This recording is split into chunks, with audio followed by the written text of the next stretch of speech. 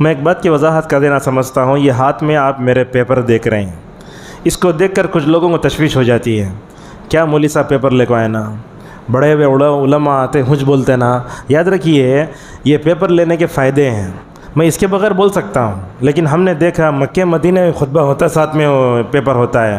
اب لوگ کیا سمجھتے ہیں حکومت خطبہ لے کو دیتی وہ انہوں بولتے ہیں، غلط بات ہے یہ۔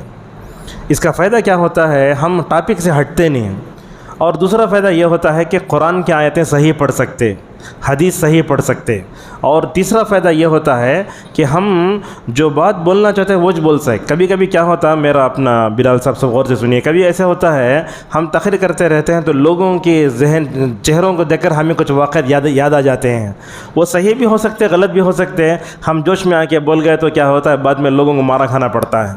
تو اسی لیے میں آپ سے گزارش کرتا ہوں، پیپر لینے والا عالم انہیں کم عالم ہے ایسا مت سمجھو، اور اللہ تعالیٰ علماء کو ماشاءاللہ الگ الگ انداز سے پیدا کرے۔ ایک مثال دے کے اپنی بات کو آگے بڑھاتے ہیں، رسول اکرم صلی اللہ علیہ وسلم نے امت کے علماء کو چاند سے تشبیہ دی۔